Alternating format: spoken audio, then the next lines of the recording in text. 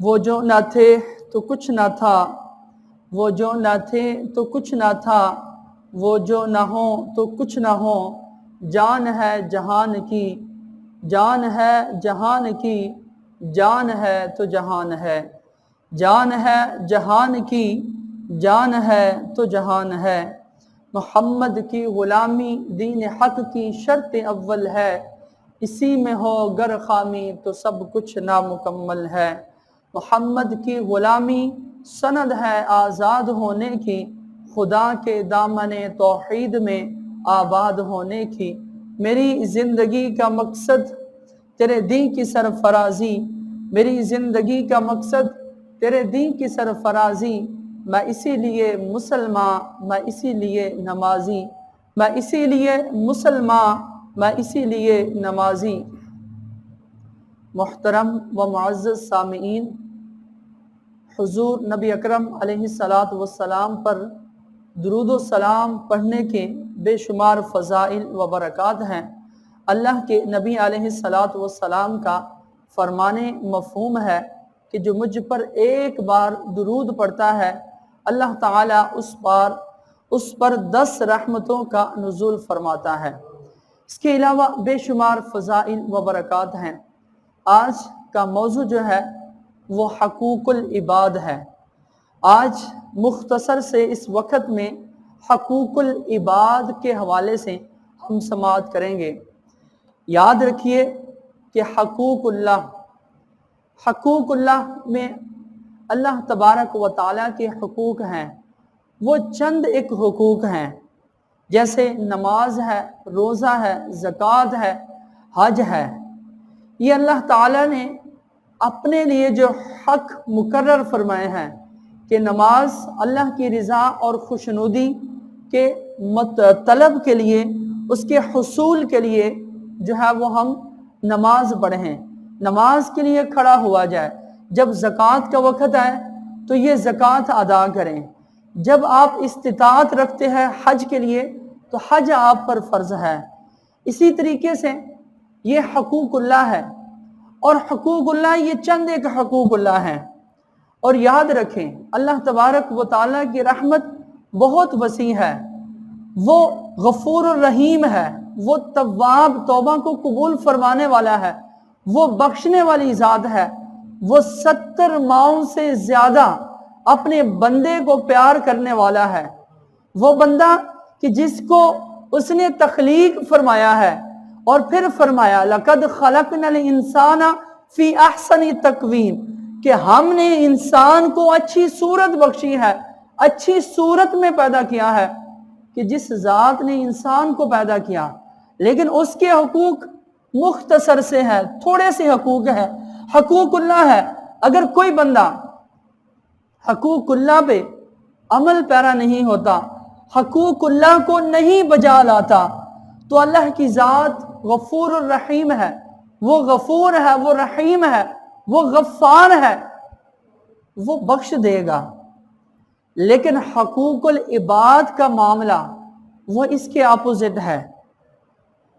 حقوق العباد بندوں کے حقوق رکھے ہیں، اور اللہ نے اپنے سے زیادہ بندوں کے حقوق مقرر کر دیے ہیں۔ اور یاد رکھیے کہ جب تک جس بندے کی آپ نے حق تلفی کی ہے، جب تک وہ معاف نہیں کرے گا، تب تک اللہ تبارک و تعالیٰ بھی معاف نہیں فرمائے گا۔ بندوں کے حقوق میں سے بندوں کو منسوب کر دیا کہ یہ جس بندے کی حق تلفی ہوئی ہے، جس بندے کا حق مارا ہے، جب تک وہ بندہ معاف نہیں کرے گا، جب تک وہ بندہ اس سے معافی نہیں مانگے گا، میرا رب فرماتا ہے میں کیسے معاف کر سکتا ہوں؟ کہ یہ تو حق اس کے بندے کا تھا، جب بندے سے معافی نہیں طلب کی تو اللہ تبارک و تعالیٰ فرماتا ہے کہ اللہ بھی معاف نہیں فرمائے گا۔ اللہ فرماتا ہے کہ میں بھی اس کو معاف نہیں کروں گا۔ تو اللہ کے حقوق تو سمجھ میں آتا ہے کہ بندہ اللہ کی بارگاہ میں توبہ کرتا ہے، گڑ گڑاتا ہے، سر و سجود ہوتا ہے، اللہ اس کو معاف فرما دیتا ہے۔ یہاں تک کہ اللہ کی ذات تو اتنی غفور ہے کہ 100 آدمیوں کا قاتل جس نے 99 بندوں کا قتل کیا ہے اور پھر 100ویں کا بھی قتل کر دیا، اللہ کی ذات اس کو معاف فرما دیتی ہے۔ لیکن بندوں کے حقوق میں سے اگر کسی نے کوئی ایک چھڑی بھی اٹھا لی، حضرت وہب ابن منبہ، یہ بڑے تابعی تھے، بڑے پائے کے تابعی ہیں، آپ روایت کرتے ہیں کہ ایک بندہ جو ہے 70 سال اس نے گناہ کیے، 70 سال تک وہ گناہ کرتا رہا، 70 سال کے بعد اللہ تعالیٰ نے اسے توبہ کا موقع دیا، اس نے توبہ کی، بخشش مانگی اللہ سے، اللہ نے اس کو معاف کر دیا۔ پھر آنے والے 70 سال اس نے نیکیاں کی، روزے رکھے، صدقات نافلہ ادا کیا، نوافل ادا کرتا رہا، نمازیں پڑھتا رہا، 70 سال تک وہ نیکیاں کرتا رہا، یہاں تک کہ وہ اس دنیا سے چلا گیا۔ تو خواب میں کسی نے اس کو دیکھا اور پوچھا کہ بتاؤ کہ قبر میں کیا گزری ہے اور آخرت میں کیا اللہ نے معاف کر دیا یا نہیں معاف کیا؟ کہا کہ اللہ نے میری ساری خطاؤں کو معاف کیا سوائے ایک خطا کے۔ کہا وہ کون سی خطا ہے؟ کہا کہ ایک دفعہ میں ایک راستے سے گزر رہا تھا، اس راستے میں ایک گھر آتا ہے، اس گھر کے دروازے پہ ایک چھڑی پڑی تھی، رات کا وقت تھا، میں نے اس کو اٹھا لیا، یہ سمجھ کے اٹھایا کہ راستے میں چل رہا ہوں، اندھیری رات ہے، کوئی موذی جانور مل جاتا ہے تو اس چھڑی سے اپنا دفاع کروں گا۔ کہا کہ جب میں نے وہ اٹھا لی تو جب میں اس دنیا سے گیا مرا تو قبر میں مجھ سے سوال ہوا کہ وہ چھڑی اس کے مالک کے بغیر کیوں اٹھائی ہے؟ اس مالک کو اس چھڑی کی ضرورت تھی کہ جب وہ گھر سے باہر نکلتا تھا تو موذی چیز کو اس چھڑی سے دور کرتا تھا، لہٰذا اس چھڑی کو کیوں اٹھایا مالک کی اجازت کے بغیر؟ اس چھڑی کا مجھ سے سوال ہوتا رہا، یہاں تک کہ فرشتوں کو حکم دیا گیا کہ اس چھڑی کے بدلے میں اس آدمی کو قبر میں ایک کوڑا مارا جائے۔ کہا کہ مجھے اس چھڑی کے بدلے میں ایک کوڑا مارا گیا اور اس کوڑے کے مارنے کی وجہ سے کئی دن تک میری قبر میں آگ بھڑکتی رہی۔ کہا کہ اب جا کے وہ آگ تھمی ہے۔ تو آپ کی خدمت میں یہ مختصر سا واقعے کا خلاصہ بیان کرنے کا مقصد یہی ہے کہ حقوق العباد کا بڑا نازک معاملہ ہے۔ حقوق اللہ کی معافی تلافی ہو سکتی ہے کیونکہ وہ ذات بڑی غفار ہے، وہ ذات بڑی بخشنے والی ذات ہے، وہ چاہے تو 100 آدمیوں کے قاتل کو بھی معاف کر دے کیونکہ یہ اللہ کے حقوق میں سے ہے۔ لیکن حقوق العباد کا جو معاملہ ہے میرے بھائیوں وہ بڑا نازک معاملہ ہے اور وہ بڑا خطرناک معاملہ ہے۔ اللہ کے نبی علیہ السلام کا فرمان مفہوم ہے، فرمایا کہ جبریل مجھے ہمسایوں کے حقوق کے بارے میں وصیت کرتے رہے، بتاتے رہے، یہاں تک کہ میں سمجھا کہ ہمسایوں کو وراثت میں بھی حصہ دیا جائے گا۔ اب آپ دیکھیے یہ ہمسایوں کے حقوق ہیں، اور اللہ کے نبی علیہ السلام جب آپ کا آخری وقت تھا، جب وصال ظاہری سے کچھ لمحے پہلے آپ اپنے امتیوں کو، آپ اپنے اصحاب کو تلقین فرما رہے تھے، ان تلقینات میں سے یہ بھی تلقینات تھی کہ اپنے ہمسایوں کے حقوق کو پامال نہ ہونے دینا، اپنے ہمسائے کو جب ملو تو سلام میں پہل کرنا، جب تمہارا ہمسایہ غائب ہو تو اس کی عزت کی، اس کی آبرو کی، اس کے مال کی حفاظت کرنا۔ یہ اللہ کے نبی علیہ السلام کے فرامین کے مفہومات ہیں جو آپ کی خدمت میں پیش کر رہا ہوں۔ فرمایا کہ اپنے ہمسایوں کے حقوق کو پامال نہ ہونے دینا جب آپ کا ہمسایہ غائب ہو۔ جب آپ کا ہمسایہ غائب ہو تو اس کے مال کی، اس کی عزت کی حفاظت تم پر لازم ہے۔ لیکن ہم کہے کہ مسلمان ہیں، ہم کس ٹائپ کے مسلمان ہیں؟ ہم تو سب سے پہلے یہ جو حقوق ہمیں اللہ کے نبی علیہ السلام نے بتلائے ہیں، ان حقوق کی پامالی تو سب سے پہلے ہم خود کرتے ہیں۔ ہماری جو عزتیں ہیں وہ ہمسایوں کی عزتیں ہیں، ہماری جو بہنیں ہیں ہمسایوں کی بھی ہماری بہنیں ہیں۔ ہمارا جو مال ہے، جو ہمسایوں کا مال ہے، وہ بھی ہمارے مال ہی کی طرح ہے۔ اس کی عزت، اس کی تکریم جو ہے وہ ہمسایوں کے مال کی بھی اپنے ہی مال کی طرح کرنا ہم پر ضروری ہے۔ یہ دین ہے۔ اصل میں دین کا نزول اس لیے ہوا ہے، اللہ کے نبی علیہ السلام اور پیغمبروں کی تشریف آوری ہی اسی وجہ سے ہوئی ہے، تاکہ جو معاشرتی فسادات ہے، تاکہ جو معاشرے کا ایک بگاڑ ہے اس کو سٹیبل کیا جا سکے، اس کو نارمل کیا جا سکے، تاکہ معاشرے میں جو فسادات برپا ہوتے ہیں ان کو ختم کیا جائے۔ لیکن بدقسمتی سے بہت ساری چیزیں ہم نے اڈاپٹ کر لی، اختیار کر لی ہیں، اور بہت ساری چیزیں ہم نے اسکپ کر لی ہے۔ ہمارا یہ عالمیہ ہے کہ جو بات ہماری عقل کو سمجھ آتی ہے، عقل میں آتی ہے، ہم اس کو ایکسپٹ کر لیتے ہیں، اور جو چیز ہماری عقل میں نہیں آتی ہم کہتے ہیں یہ کیسے ہو سکتا ہے، یہ دین میں کیسے بات آ سکتی ہے۔ گویا کہ ہم نے دین کو اپنی عقل کا محتاج کر دیا ہے کہ جو بات عقل میں آتی ہے وہ دین میں ہے، اور جو بات عقل سے ماورا ہے وہ دین سے باہر ہے۔ وہ کہتے ہیں یہ کیسے ہو سکتا ہے، ہم نے تو آج تک یہ سنا ہی نہیں ہے۔ مولوی صاحب 70 سال ایج ہو گئی ہے، ایسا تو ہم نے کسی سے بھی نہیں سنا۔ یعنی ہمارے ایک علم کا ایک معیار یہ سیٹ کر لیا ہے کہ جو بات آج تک ہم نے نہیں سنی وہ ہو ہی نہیں سکتی۔ یاد رکھیے کہ پوری زندگی گود سے لے کر گور تک یہ لرننگ کا پروسیس ہے۔ انسان سیکھتا ہے، کتابوں سے سیکھتا ہے، آدمیوں سے سیکھتا ہے، تجربات سے سیکھتا ہے۔ یہ سارے کے سارے ایک کرائٹیریا ہے سیکھنے کے، ایک معیار ہے، ایک زاویہ ہے، یہ انسان کی رہنمائی کے لیے ہے۔ یہ ساری کی ساری ایک جو علم گاہ ہے، یہ علم دینے کی جگہ ہے، لیکن ہم سمجھتے ہیں کہ بس جو ہم نے بچپن میں سنا وہی دین ہے۔ تو میرے بھائیوں ایسا نہیں ہے۔ تو ہمسایوں کے حقوق میں سے یہ چند ایک چیزیں آپ کی خدمت میں عرض کی میں نے، اور یاد رکھے اللہ تعالیٰ نے وَقَضَىٰ رَبُّكَ أَلَّا تَعْبُدُوا إِلَّا إِيَّاهُ وَبِالْوَالِدَيْنِ إِحْسَانًا، قرآن میں والدین کے بارے میں کیا فرمایا کہ تیرے رب کا یہ حکم ہے، وَقَضَىٰ رَبُّكَ أَلَّا تَعْبُدُوا إِلَّا إِيَّاهُ، کہ عبادت صرف اور صرف اللہ تعالیٰ کی ذات کی ہے۔ وَقَضَىٰ رَبُّكَ أَلَّا تَعْبُدُوا إِلَّا إِيَّاهُ وَبِالْوَالِدَيْنِ إِحْسَانًا، اور والدین کے ساتھ حسن سلوک کے ساتھ پیش آؤ، والدین کے ساتھ حسن سلوک کے ساتھ پیش آؤ۔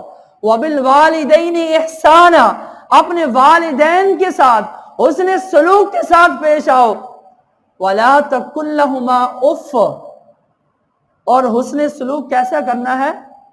میرے رب نے فرمایا کہ اپنے والدین کو اف تک نہ کہو، اف تک نہ کہو۔ یار اف بھی کو لفظ ہے، لیکن اس کے باوجود بھی فرمایا وَلَا تَقُلْ لَهُمَا اُفٍّ، کہ اپنے والدین کو اف تک نہ کہو، اور نہ ہی انہیں جھڑکو، اور نہ ہی بات بات پہ انہیں روکو اور ٹوکو۔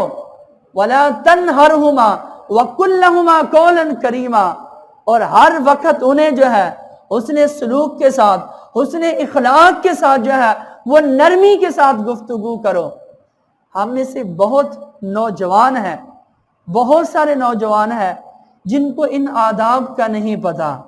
والدین جیسے ہی ہو، ان پڑھ ہو، جاہل ہو، کوار ہو، جیسے ہی ہو، لیکن پھر بھی اولاد کو یہ حق نہیں پہنچتا۔ یہ اللہ کا دین ہے، یہ اللہ کے نبی علیہ السلام کا فرامین ہے۔ اور یاد رکھیں حقوق العباد میں سے سب سے زیادہ حقوق والدین کے ہیں، یہاں تک کہ اولاد کے حقوق بھی بعد میں ہے، بہن بھائیوں کے حقوق بھی بعد میں ہے۔ ماں باپ کے زیادہ حقوق ہیں، والدین کے زیادہ حقوق ہیں۔ گویا کہ جو بندہ والدین کے حقوق پورا کرنے میں کامیاب ہو گیا وہ گویا کہ آخرت میں کامیاب ہو گیا۔ اللہ کے نبی علیہ السلام کا فرمان ہے رد الربی فی رد الوالد، کہ فرمایا کہ والدین کی رضا میں رب کی رضا ہے۔ اس سے بڑی کیا بات ہو سکتی ہے؟ رد الربی فی رد الوالد، کہ والدین کی رضا میں رب کی رضا ہے، اور والدین کی ناراضگی میں وسخط الربی فی سخط الوالد، فرمایا کہ والدین کی ناراضگی میں رب کی ناراضگی ہے۔ اب آپ جتنے مرضی سجدے کر لیں، جتنے مرضی نوافل پڑھتے رہیں، جتنا مرضی رب تعالیٰ کے قریب ہونے کی کوششیں کرتے رہیں، لیکن جب ماں باپ ہی ناراض ہے تو وہ عبادات کی ہوں گی؟ وہ عبادات کیسے قبول ہوں گی؟ گویا کہ عبادات کی قبولیت کا سب سے پہلا جو حق ہے، جو چیز ہے، وہ والدین کی رضا ہے۔ وہ والدین کو آپ ناراض کر لیں، آپ ہمسایوں کے حقوق کے جتنا مرضی خیال کرتے رہیں، اور بھائی پہلا حق جو ماں باپ کا ہے وہ تو پامال ہو رہا ہے، وہ تو پامال ہو رہا ہے، اور دوسروں کے حقوق آپ لاکھ پورے کرتے رہیں لیکن آپ کو کوئی ثواب نہیں ملے گا، کیونکہ پہلا حق جو عمل کرنے والا ہے وہ ابھی ادھورا ہے۔ تو اس لیے والدین جیسے بھی ہوں، اولاد کو پھر بھی نافرمانی کا حق نہیں ہے، نافرمانی کا حق نہیں ہے۔ اولاد پہ ہر وقت یہ لازم ہے کہ اپنے ماں باپ کے ساتھ حسن سلوک کے ساتھ پیش آئے، اور ماں باپ میں سے بھی یہاں تک کہ اللہ کے نبی علیہ السلام کا فرمان مفہوم ہے، فرمایا کہ جو بندہ اپنے ماں باپ کی ایک دفعہ زیارت کرتا ہے اللہ کی رضا کے لیے، فرمایا اسے ایک حج مقبول کا ثواب ہے۔ صحابہ کرام نے عرض کی یا رسول اللہ کہ جو بندہ 100 بار ماں باپ کی زیارت کرتا ہے، اللہ کے نبی نے فرمایا اس کو 100 حج مبرور کا ثواب دیا جاتا ہے۔ اس سے بڑی کیا نیکیاں ہو سکتی ہیں؟ اور ایک صحابی اللہ کے نبی علیہ السلام کی خدمت اقدس میں حاضر ہوتا ہے، کہتا ہے یا رسول اللہ مجھے بھی اجازت عطا فرمائیے، مجھے بھی اجازت عنایت فرمائیے کہ میں جنگ میں شریک ہونا چاہتا ہوں۔ اللہ کے نبی نے فرمایا کیا تیری ماں زندہ ہے؟ تو کہنے لگے یا رسول اللہ جی۔ انہوں نے عرض کی یا رسول اللہ جی۔ فرمایا جاؤ ماں باپ کی خدمت کو لازم پکڑو، کیونکہ فَإِنَّ عِنْدَ رِجْلِهَا، کہ تمہارے ماں کے قدم میں اللہ نے جنت رکھی ہے۔ الجنت تحت اقدام الامہات، کہ جنت ماں کے قدموں کے نیچے ہے۔ اس کا کیا مطلب ہے؟ آج تک ہم نے سمجھا ہی نہیں، آج تک ہم نے غور ہی نہیں کیا کہ اس کا مطلب کیا ہو سکتا ہے کہ جنت ماں کے قدموں کے نیچے ہے۔ میرے بھائیوں وہ ماں باپ کے حقوق ہیں، اس سے مراد ماں باپ کے حقوق ہیں، ماں کے حقوق ہیں، ماں کے حقوق ہیں جو اس کے اولاد پر یہ ضروری ہے کہ وہ اس حقوق کو پورا کرے، پھر جا کے جنت ملتی ہے، پھر جا کے جنت ملتی ہے۔ بدقسمتی سے 5 بیٹے ہیں، 3 بیٹیاں ہیں، 5 بیٹیاں ہیں، 2 بیٹے ہیں، لیکن ماں باپ وہ 60 سال کی عمر میں، 70 سال کی عمر میں بے سکونی میں زندگی گزار رہے ہیں۔ تو جو ماں باپ 5 بیٹوں کو 5 بیٹیوں کو پال سکتا ہے، ان کی شادیاں تک کر دیتا ہے، بدقسمتی سے اسی اولاد سے ایک ماں اور ایک باپ نہیں پلتا۔ کبھی اس کے دروازے، کبھی اس کے دروازے، کبھی اس کے دروازے، کبھی وہ دوائیاں لے کے دے، کبھی وہ میڈیسن لے کے دے، کبھی وہ کرے، یوں باریاں لگی ہوئی ہیں۔ تو کیا ایسا نہیں کہ ہم اپنی جنت کو ٹھکرا رہے ہیں؟ کیا ایسا نہیں ہے کہ اللہ کی رحمتیں ہمارے سر پہ سایہ کرنے کے قریب ہے لیکن ہم ان رحمتوں سے پیچھا چھڑا رہے ہیں؟ تو یہ سوچنے کی بات ہے۔ حقوق العباد میں سے سب سے زیادہ حق ماں کا ہے۔ ایک صحابی رسول اللہ کے نبی علیہ الصلوۃ والسلام کی خدمت میں حاضر ہوتا ہے، کہتا ہے یا رسول اللہ فرمائیے، مجھے بتائیے بحسن احق من صحابتی کہ میری خدمت کا زیادہ حقدار کون ہے، میری ماں ہے یا میرا باپ ہے؟ اللہ کے نبی نے فرمایا تیری ماں۔ پھر وہ پوچھتا ہے، اس کو سکور نہیں ملتا، پھر پوچھتا ہے یا رسول اللہ بتائیے کہ والدین میں سے میری خدمت کا زیادہ حق کون رکھتا ہے؟ اللہ کے نبی نے فرمایا تیری ماں۔ پھر وہ پوچھتا ہے، اللہ کے نبی نے فرمایا تیری ماں۔ چوتھی دفعہ پھر پوچھتا ہے، اللہ کی حضور نے فرمایا تیرا باپ۔ وہ ماں کا اتنا حق ہے، ماں کا اتنا حق ہے۔ اب آ جائیے اولاد کے حقوق پہ۔ اللہ نے فرمایا وَلَا تَقْتُلُوا أَوْلَادَكُمْ مِنْ إِمْلَاقٍ، اپنی اولاد کو قتل نہ کرو، اپنی اولاد کو قتل نہ کرو۔ وہ اولاد کیسی؟ یہ حقوق العباد ہے۔ وہ اولاد کیسی کہ اللہ کے نبی علیہ السلام کے ظہور سے پہلے، اعلان نبوت سے پہلے، ماں باپ اپنی اولاد کو، اپنی بیٹیوں کو زندہ درگور کر کے، زندہ دفن کر کے، گلا دبا کے، مار کے فخر محسوس کرتے تھے۔ یہ معاشرہ تھا۔ آپ دیکھیں کہ معاشرے کا بگاڑ کیا تھا، معاشرے کے بگاڑ کا عالم کیا تھا کہ لوگ اپنی اولاد کو مار کے فخر محسوس کرتے تھے کہ جان چھوٹی میرے ہاں بیٹی نہیں ہے، کہ مجھے آج کے بعد بھائی فخر کرتے تھے کہ میرا بہنوئی نہیں ہوگا، کہ باپ فخر کرتا تھا کہ میرا داماد نہیں ہوگا۔ یعنی یہ معاشرے کا عالم تھا۔ لیکن اللہ کے نبی علیہ السلام نے کیا فرمایا؟ فرمایا انہی لوگوں کو فرمایا، مزے کی بات، جو لوگ اپنے اولاد کو قتل کرتے تھے، اپنے اولاد کو زندہ دفن کر دیا کرتے تھے، انہی لوگوں کے مابین بیٹھ کے فرمایا فاطمہ میرے جگر کا ٹکڑا ہے۔ یہ معاشرے کا ٹھہراؤ پیدا ہوتا ہے۔ اس طرح حقوق العباد بتایا جاتے ہیں۔ فرمایا سن لو فاطمہ میرے جگر کا ٹکڑا ہے، اور فرمایا کہ جس شخص کی 2 بیٹیاں اس دنیا سے چلی جاتی ہیں، بچپن میں ہی اللہ تعالیٰ اس کو جنت عطا فرما دیتا ہے۔ یعنی اللہ کے نبی علیہ السلام نے حقوق العباد کا، بندوں کے حقوق کا کتنا خیال کیا۔ سب سے پہلے اس ماں کا، کہ جس ماں کی کوئی عزت نہ تھی، اس کو فرمایا کہ ماں کے قدموں کے نیچے جنت ہے۔ پھر وہی بیٹی، وہی عورت کہ جس کو قتل کر کے فخر محسوس کرتے تھے، میرے نبی علیہ السلام نے فرمایا کہ بیٹی، یہ میری بیٹی فاطمہ میرے جگر کا ٹکڑا ہے۔ تو یہ اولاد کے حقوق ہیں، یہ حقوق العباد میں سے ہے، یہ بندوں کے حقوق میں سے ہے۔ اور ہمسایوں کے حقوق آپ کی خدمت میں مختصر سے عرض کیے، ماں باپ کے حقوق آپ کی خدمت میں مختصر سے عرض کیے۔ اب ایک چھوٹی سی بات کہ والدین کے حقوق کو پورا کرنے میں اجر کیا ملتا ہے۔ بڑا مشہور واقعہ آپ نے کئی دفعہ سنا ہے، حضرت اویس کرنی، آپ ساری زندگی والدہ کی خدمت میں رہے، یہاں تک کہ صحابیت کے جو منصب ہے اس کو بھی نہ پورا کیا، اس لیے کہ کہیں ماں کے حقوق میں ذرا سا کہیں ایسا نہ ہو کہ ماں کا حقوق پورا نہ ہو، کہ ماں کے حقوق کی پامالی ہو جائے۔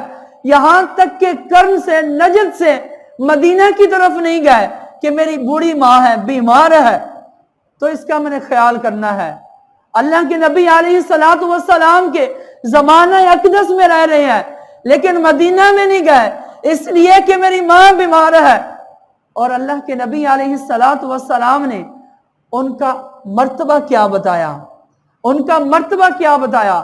کہا کہ کرن سے مجھے ٹھنڈی خوشبوئیں آ رہی ہیں، اے عمر، اے علی، میرے بعد تم اویس نامی سے ملو گے، جب تم ملو تو اسے کہنا کہ میری امت کی بخشش کی دعا کرے۔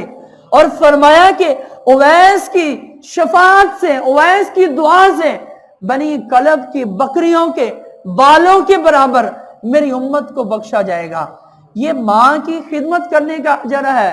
اس ویسے کرنی نے اللہ کے نبی کا دیدار چھوڑا صرف ماں باپ کی خدمت کی وجہ سے۔ اور مرتبہ دیکھیں، فضیلت دیکھیں، اللہ کے نبی علیہ السلام پیغام چھوڑ کر جا رہے ہیں، اور اس بندے سے، اس اویس کرنی سے یہ کہہ رہے ہیں کہ میری امت کی بخشش کے لیے دعا کرنا۔ تو یہ ماں باپ کی خدمت کرنے کا مرتبہ دیکھیے، فضیلت دیکھیے، اجر دیکھیے۔ لہٰذا جن کے ماں باپ حیات ہے غنیمت سمجھیں اور یہ نعمت سمجھیں، اور آج ہی سے کوشش کریں کہ اپنے ماں باپ کے حقوق جو ہے وہ پورا کریں گے۔ اللہ تعالی ہم سب کو حقوق العباد پہ اپنانے کی توفیق عطا فرمائے۔ آمین بجاہ نبی الامین صلی اللہ تعالی علیہ وآلہ وسلم۔